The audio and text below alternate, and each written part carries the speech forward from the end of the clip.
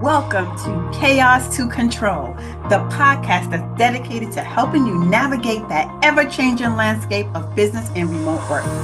Hello, I'm Tikwa Scarborough, your host, CEO of Power Pro Assistants. Joining me are my lovely co-hosts, fellow Chaos coordinators, and team members, Casey, our Director of Operations, and Cora, our Operations Manager. In each episode, we blend insightful strategies with a conversational touch to empower you to adapt, pivot, and thrive amidst the chaos of today's work environment. Whether you're a small business owner, a CEO, or someone looking to make the most of remote work, this podcast is your go-to resource. Anticipate the unexpected, even prepare for it as we dove into success stories, case studies, and actionable insights that you can apply to your own business. We're here to equip you with the knowledge and the tools you need to stay ahead in today's dynamic business world.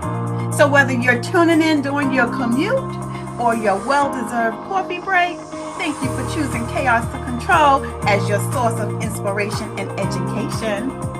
Let's get started on this journey from chaos to control, one strategy at a time.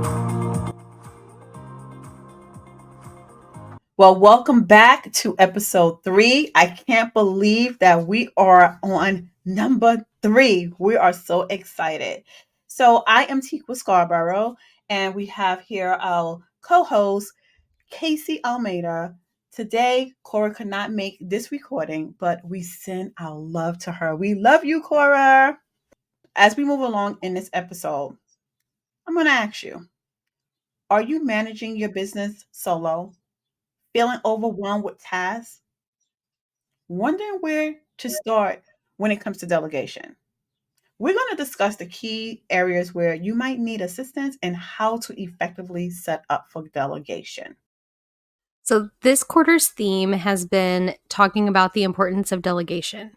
In the last episode, we focused on transforming hesitation into delegation success, where we talked about releasing control and how it helps you actually gain control. In this episode, our focus is on your path to delegation success and taking action, how you can take that action when navigating your business solo. So we're going to go over the step-by-step guidance for effective delegation and hope that helps you take some action today. Yes. Now we're just going to go into step number 1.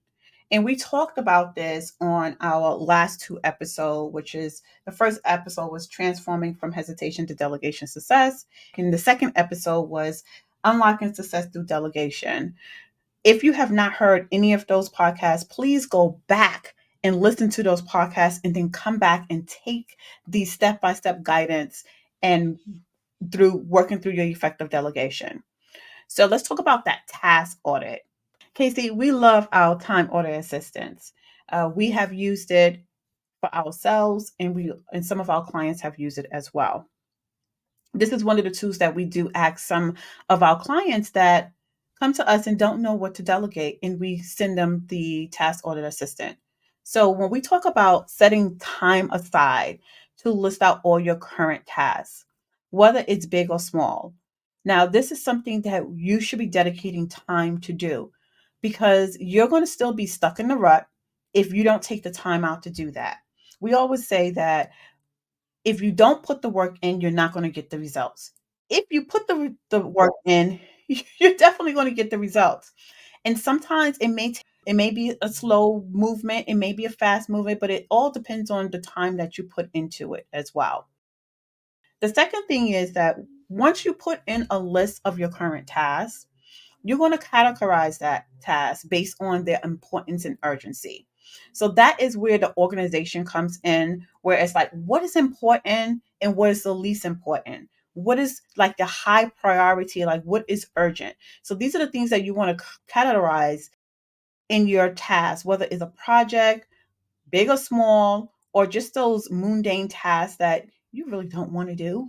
And those are the tasks that you can basically delegate. We talked about the time audit assistant.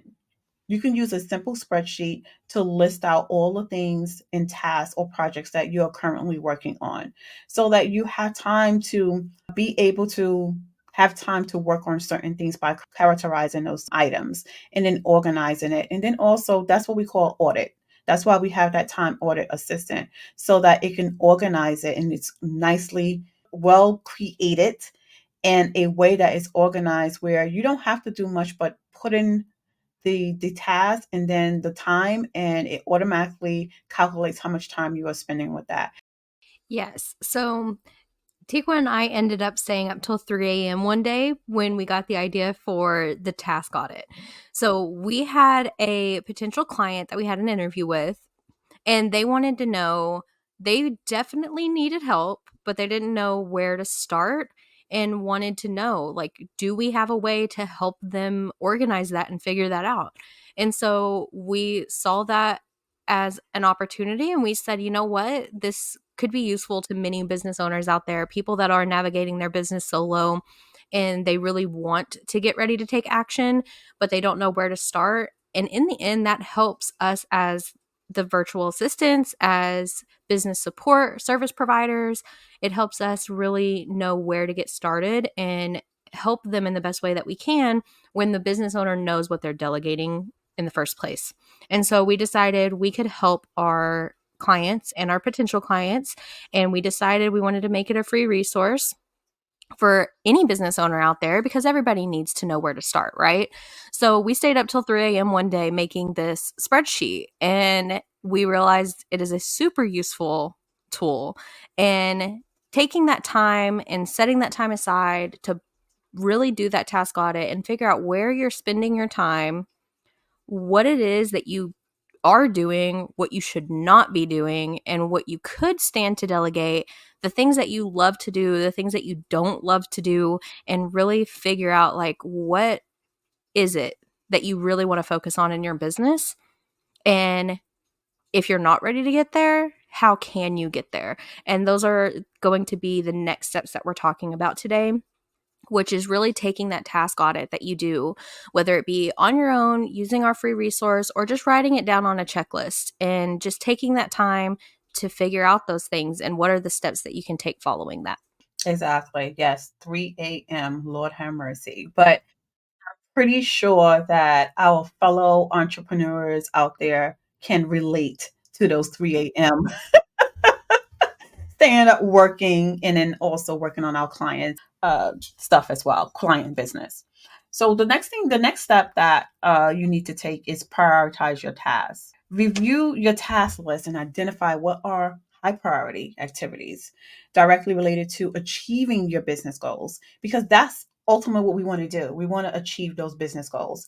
And if we're not taking the time out to figure out what is urgent and what is least urgent, then we're going to be stuck in the rut, and we're just going to be going around in a, what do you call it, the hamster in the wheel, just keep going around, going around.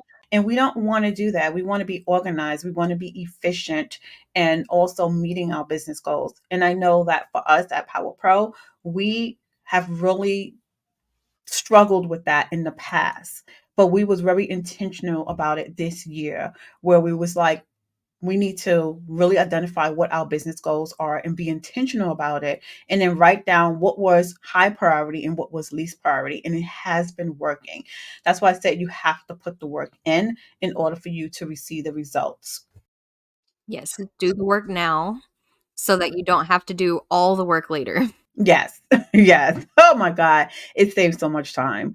So also, I want you to consider the tasks that only you can do versus what you could delegate to others. There, we talked about this in our past podcasts about giving up that control. So identify what is the things that you want to do. And ultimately, it's the things that you are good at. It's like, this is where I want to stay. I want to stay in my zone of genius.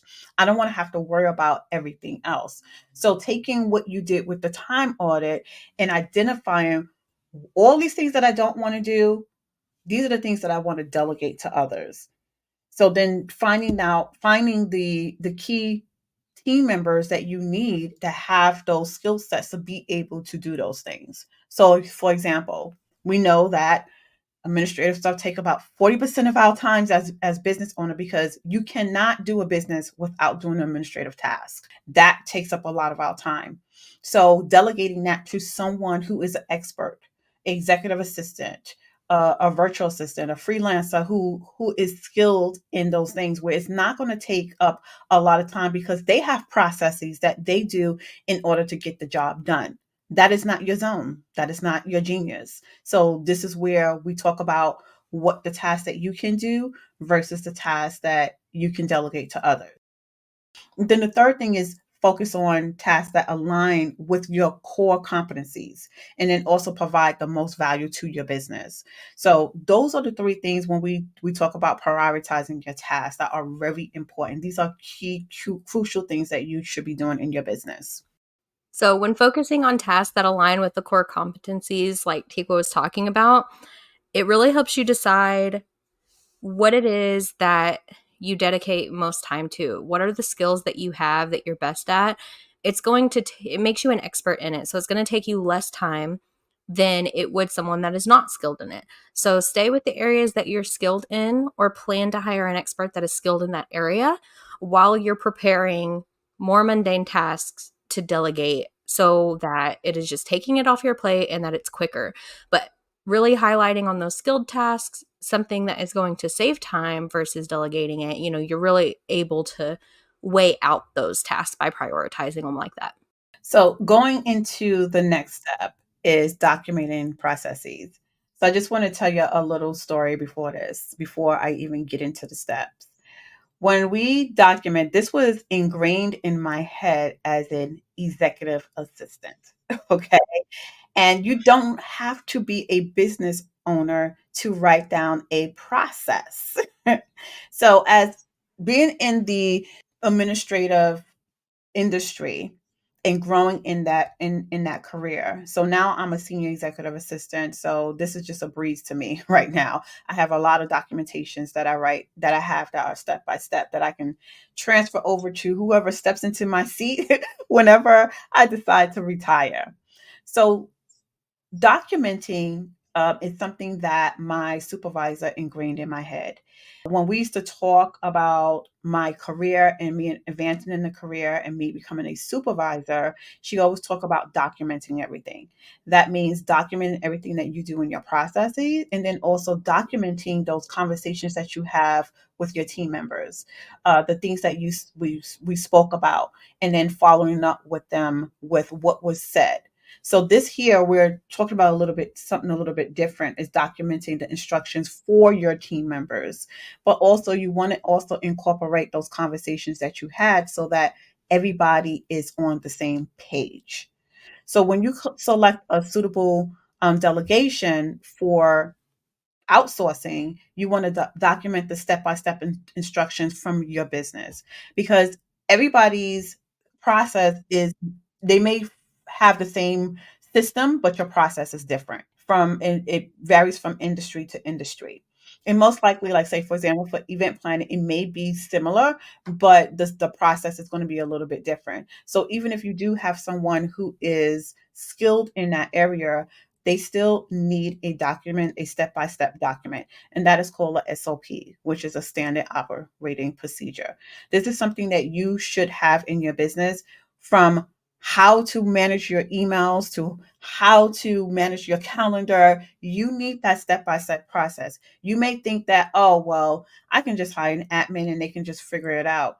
That is not the case, because your business is tailored to you, your industry, and the way you do things than what your virtual assistant or whoever you hire in your business. You have to document that step by step. You also have to include the relevant details, such as the methods that you prefer, right? The tools that you use in your business. Not everybody use the same tools that you do. It may be similar tools, but it works a little bit different. And then what are the expected outcomes? Everyone writes a process, but no one really tells you what the outcome, like what is the expected outcome from this. This is one thing that I learned as being a supervisor and working in a corporate industry. Is like, you can't just be doing a job without knowing the outcome and the details of the work that you're doing.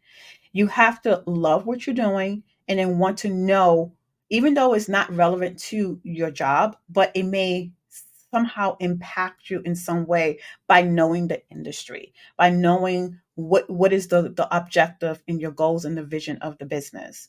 This is something that you should want to instill into your team members, whether they are an employee or if they are a freelancer, virtual assistant, a independent contract, it does not matter. This is something that you should be also delivering to the person who is assigned to the assigned to that task or project. The third thing is ensure clarity and simplicity in your instructions to minimize confusion for those executing the task. So what does that mean? It means test it out, right? Get a friend, another business partner that you have, or someone that you collaborate with on projects, and give them that step-by-step instructions and have them go through the process and see if they're confused or they don't understand something, or they may even suggest some things in that step-by-step guidance that you have provided. Because if you don't test it and you give it to someone and the person may look at it and interpret it in a different way than what you intended on it to be, if that makes sense. Yes, everybody learns differently. So a few tips on that would be, some people learn by reading the step-by-step guide. Some people learn best, like for me, for example, a video recording of someone walking through the process. The best way that we find with our team is we do a video recording, and then anybody can create the step-by-step guide, document the process, or in other words, the SOP. They can create it based off of that video recording. So you now have audio, visual, and written. And so whoever accesses that document has multiple ways that they can refer to the material, because everybody learns differently and retains information differently. And then another thing would be to hyperlink any relevant resources within the document and to leave it as a live document. Not necessarily save it as a PDF, but keep it in your cloud storage that is a live document that can be updated at any time, for if someone does walk through it and has a couple of clarifying questions that you can add to it or edit to fit so that it has more information in it. If a step changes at any point in time, to go in and update that step. And so those are a couple of tips that I have on that, because everyone learns differently and you want everything to be linked there that needs to be accessed for that whole process, just to avoid any confusion and to offer as much clarity and make it as comprehensive as possible. Yes. Thank you, Casey, on that, because yes, everybody does learn differently. And just like you, video works for me. That's all I can say. I love video, although the step by step in the chart, the flow chart, it works as well. But also through that flow chart, having like those little details, like a link to a little bit more details to that flow chart. I hyperlink everything, all of it. Put it everywhere, link it everywhere. Put it everywhere. Exactly. So no one can never say that they don't have all the information. You want to make sure that you put all the information that is needed for that. That doesn't mean that they still don't need some training. Okay. You can't just give somebody a document and expect them to just say, okay, here, this is the document. Just do what you got to do. There is still have to be some kind of face to face when you're first hiring someone so that they can get to know you, your process, and it also, it's more accountability as well for the other person, ensuring that there is accountability and some check-in during the process. All right. So now moving on to the next thing is identifying delegation opportunities. So I'm going to leave this to Casey to kick this one off, and then we'll go into setting delegation goals. All right. So, number one of identifying delegation opportunities is to assess tasks that could be delegated to freelancers, virtual assistants, or automation tools. So, this goes pretty deep, depending on how deep we want to go today. I'm sure we will get into this in future topics. So, I'll be brief. You want to find someone, whenever you're doing that task audit, we were talking about how to identify those areas that you either love doing or you really don't love doing. And so hiring experts to take over those tasks for you, whether it be administrative, operational, marketing, finance, systems. And speaking of systems, we love automation tools. So we like automation tools because you can automate anything that does not require a manual process. So some tools that would be useful is Zapier, for example.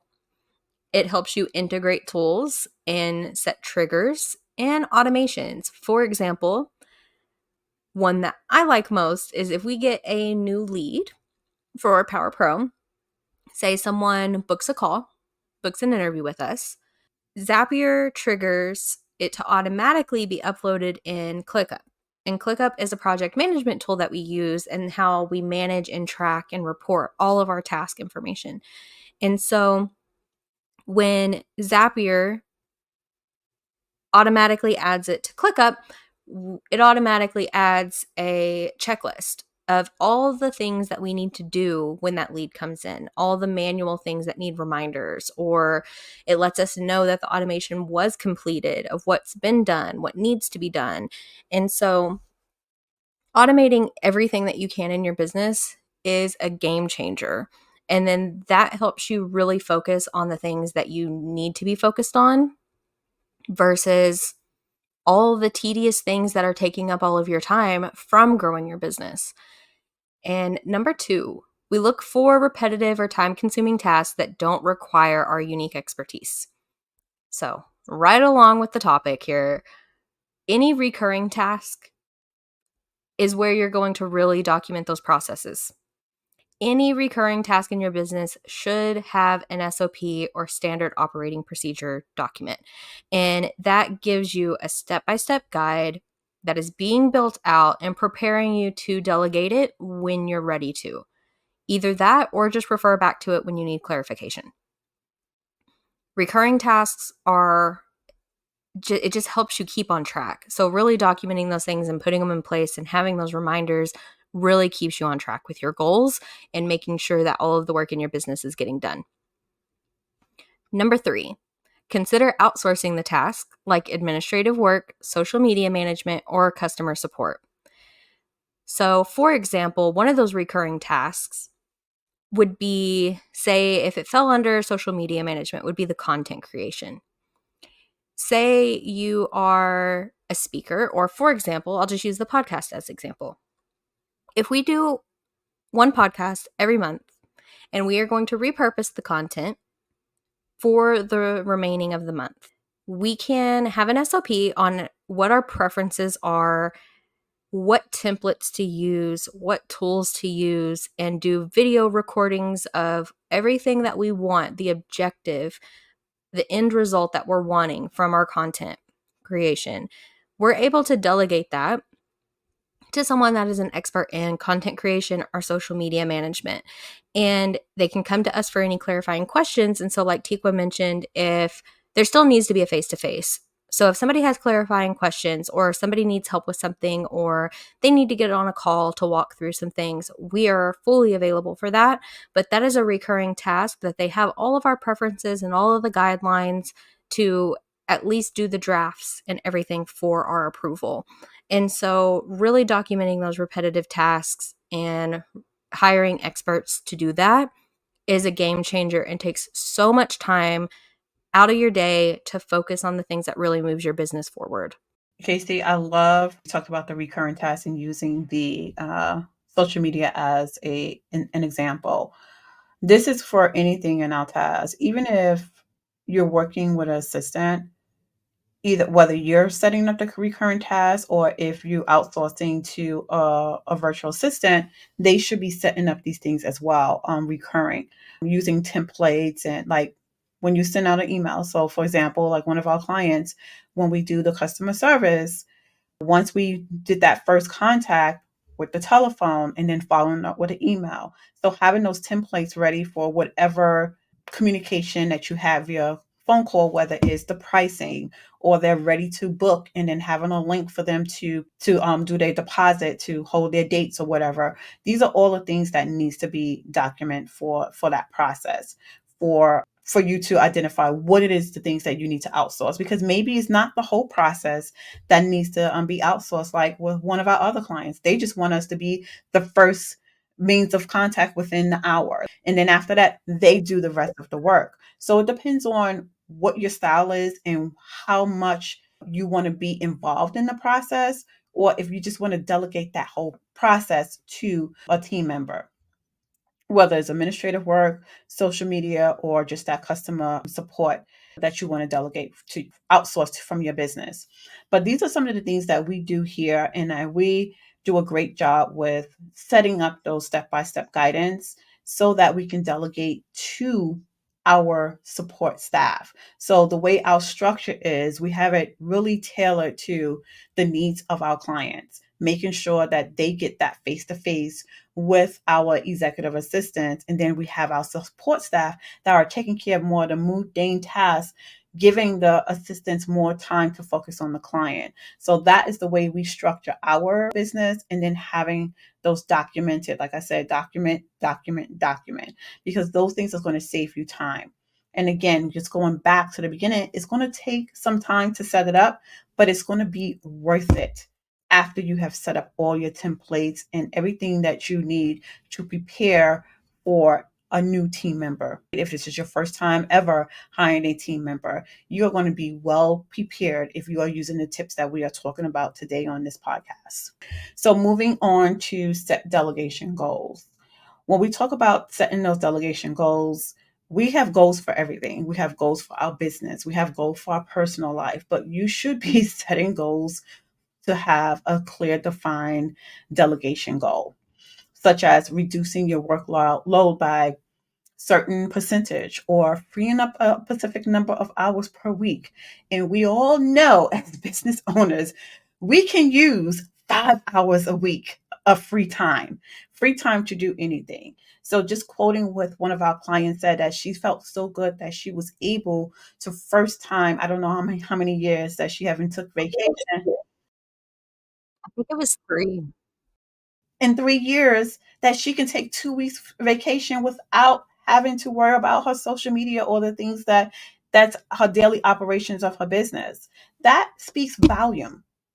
Okay, it speaks volume how you using the delegation tools and preparing yourself to hire that first person, whether your goal is to go on vacation or spend time with your kid, or I need some time to read some books, whatever that may be.